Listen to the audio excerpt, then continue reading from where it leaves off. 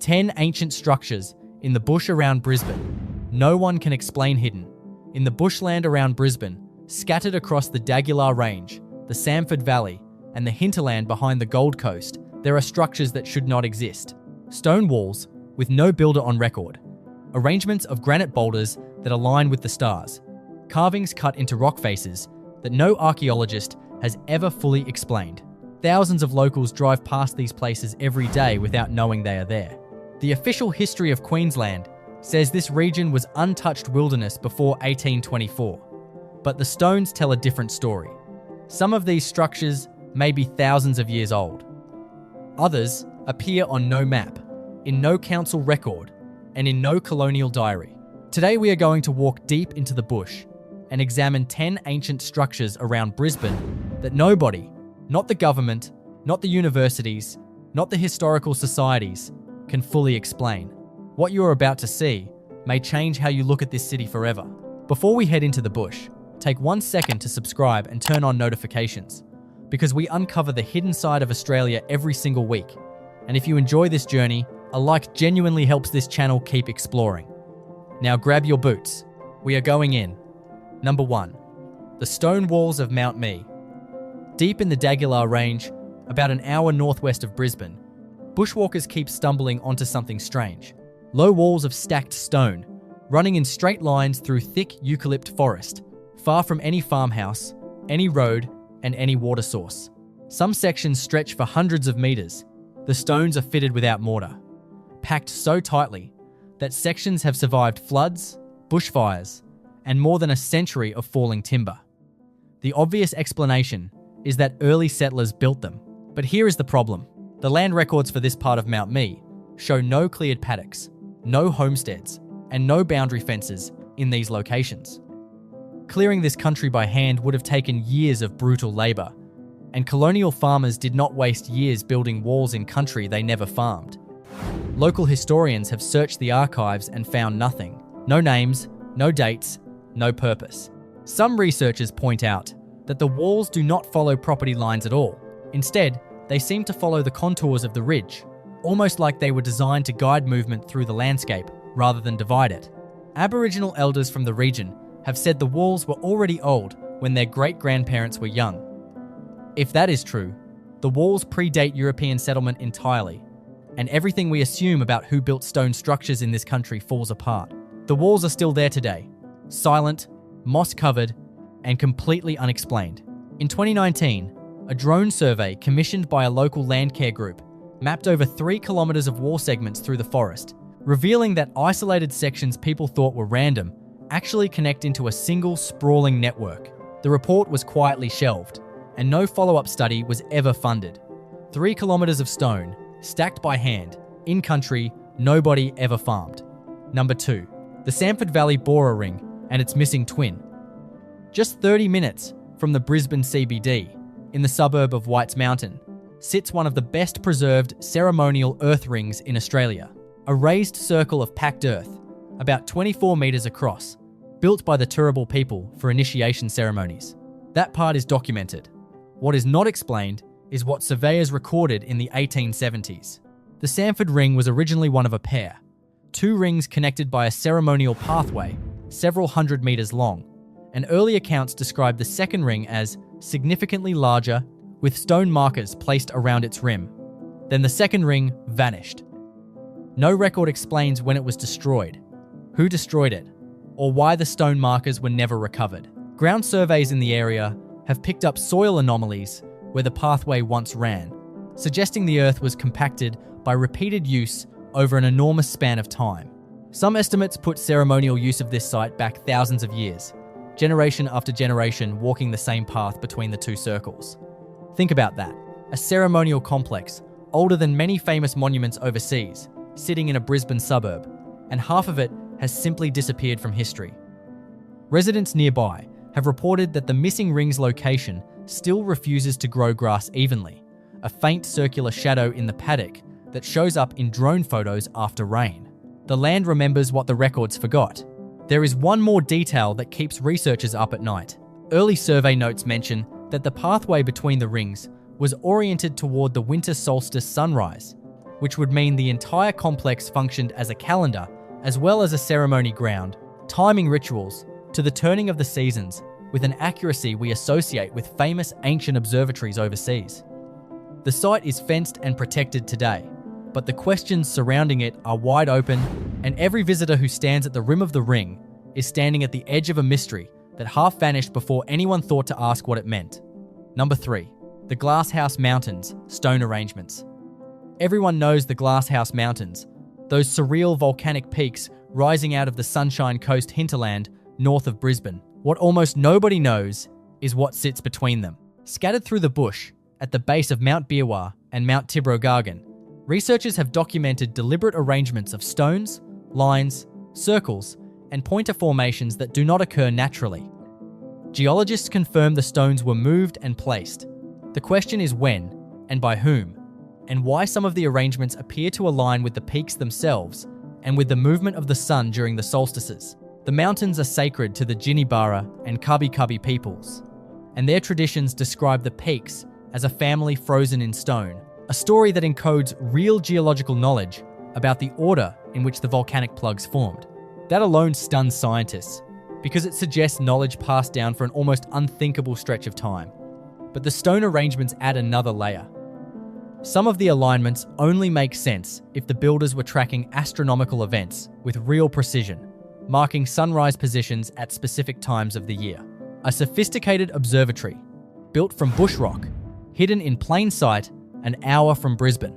There has never been a full archaeological survey of the arrangements. Most sit on private land or deep in state forest, unmarked and unprotected, while the official explanation remains a shrug. Locals who grew up in the shadow of the peaks tell of other formations deeper in the forest, circles that hikers find once and can never find again, and of stones that were bulldozed during pine plantation clearing in the 1960s before anyone thought to record them. How much of the observatory was destroyed before anyone understood what it was? Nobody will ever know.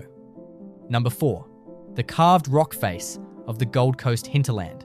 In the rainforest behind Stradbroke, in country that drops away into deep gorges and waterfalls, there is a rock face that has quietly troubled everyone who has seen it. Cut into the stone are rows of symbols, circles, lines, and shapes that some witnesses describe as looking almost like script. The carvings sit under an overhang, protected from the worst of the weather, which is likely the only reason they survived at all. Aboriginal rock engravings are well documented across Queensland, and the region is rich with the heritage of the Kombumerri and Wangari Bora people. But visitors who have compared these carvings with recorded engraving styles say they do not match the known patterns of the region. The grooves are deep and uniform, cut with a consistency that suggests either metal tools or an extraordinary amount of patient labour with stone. No university has published a study on the site. No heritage listing describes it. The people who know its exact location keep it quiet, partly to protect it, and partly because every attempt to get official interest has gone nowhere. One bushwalker, who documented the carvings in the 1990s, wrote to 3 separate institutions and received no reply. So the rock face waits in the rainforest, covered in symbols nobody can read, carved by hands nobody can name, at a time nobody can date. It may be one of the most important unexamined sites in the country. Adding to the mystery, a second panel of similar carvings was reported further down the gorge in 2007, half buried by a rockfall, suggesting the site was once far larger, and that more panels may still be sealed under the debris, waiting for an excavation that no institution has ever proposed. Until then, the rainforest keeps the panels dark, and the symbols keep their silence. Number 5. The Toowoomba escarpment terraces. Drive 90 minutes west of Brisbane and climb the Great Dividing Range toward Toowoomba, and you pass slopes that look, from certain angles, unmistakably terraced. Long, level steps cut into the hillsides, stacked one above another, softened by grass and time. Terracing is one of humanity's oldest engineering techniques, used across the ancient world to farm steep country. The official position is simple. These are natural basalt formations, the result of ancient lava flows cooling in layers. And for many of the slopes, that explanation holds. But surveyors and earthworks contractors who have worked the escarpment tell a different story about certain sections. They describe retaining alignments of placed stone beneath the soil, stones stacked at angles that lava does not produce, with smaller packing stones wedged between larger ones, a technique used by human builders everywhere on Earth. In the 1950s, a road crew cutting a new alignment reportedly broke through one of these buried stone courses and found the stones blackened on one side, as if by ancient fire. The find was never studied. The road went through. Nobody can say who would have terraced these slopes, because the accepted history of the region contains no candidate. Yet the steps remain, catching the afternoon light in long horizontal shadows, looking for all the world like the ghost of an agriculture that officially never happened. The terraces also show up in early aerial photography from the 1940s, sharper and more regular than they appear today, which means erosion has been softening them for at least 80 years, while the question of their origin has been softening in the archives for just as long. Each wet season blurs the steps a little more. If anyone terraced this range, they did it long before anyone was writing things down, and the mountain has been quietly erasing their work ever since. We are halfway into the bush, and the strangest structures are still ahead. If this hidden side of Queensland is gripping you, hit subscribe right now so you never miss what we uncover next, and drop a like to support the search. Now, back to the trail. Number 6. The Ipswich Standing Stones. Southwest of Brisbane, in the scrubby ridgelines beyond Ipswich, cattle graziers have known about them for generations. Upright stones, some taller than a man, standing alone or in loose lines across country where every other rock lies flat. Standing stones are famous in Britain and Europe, but the idea of them in southeast Queensland sounds absurd, which is exactly why nobody has looked closely. The stones are weathered sandstone, and skeptics say they are simply erosion remnants, harder cores left behind as softer rock wore away. That works for some of them. It does not work for the ones standing in soil, with no bedrock connection, stones that were carried to where they stand and set upright in dug sockets. One property owner, digging near a leaning stone to straighten it, found packing rocks around its base, small stones jammed in to hold the pillar vertical, the same technique used at megalithic sites on the other side of the planet. Aboriginal cultures across Australia did erect stone arrangements, and some researchers argue these are ceremonial markers of the Yugara people, possibly marking pathways or boundaries whose meaning was lost when the region was colonised and its custodians were driven from their country. That may be the truth of it, but no formal survey has ever mapped the Ipswich stones. No dating has ever been attempted, and so they stand in the grass, patient and unexplained, while the suburbs crawl closer every year. A survey pilot who flew the ridgelines in the 1980s claimed that from the air, several of the stones line up into a single alignment nearly 2 kilometres long, pointing toward the distant peak of Flinders Peak, a mountain of deep significance in local Aboriginal tradition. From the ground, you would never see it. From the sky, the pattern is undeniable. Nobody guards them, and nobody studies them. They stand out in the paddocks, older than every fence near them, holding a story nobody has dared to read yet. Number 7. The tunnel under Mount Coot-tha. Mount Coot-tha is Brisbane's backyard mountain, covered in walking trails and crowned with a lookout that every tourist visits. Beneath its slopes, according to persistent accounts stretching back over a century, there is a tunnel that nobody built. Miners working the slopes in the 1880s, when the mountain was being dug for gold, reported breaking into passages that were already there, smooth, walled voids that did not match their own workings. The reports were dismissed as old workings from earlier, unrecorded prospectors, but the earliest documented mining on the mountain found the passages already old, with roof falls that had clearly taken lifetimes to accumulate. Turrbal tradition holds stories about the mountain being hollow in places, home to ancient beings, stories that long predate any mining. In the 1990s, council workers investigating subsidence near one of the fire trails reportedly uncovered a void with what appeared to be tool marks on the walls, before the hole was filled with concrete and the incident closed without a report. Cavers who know the mountain say the geology should not produce natural tunnels of the kind described. So what did the miners break into? Old workings by whom? Brisbane looks at Mount Coot-tha every single day, and the mountain keeps its secret, a dark passage under the city's most familiar landmark that officially does not exist and unofficially has been found at least 3 separate times.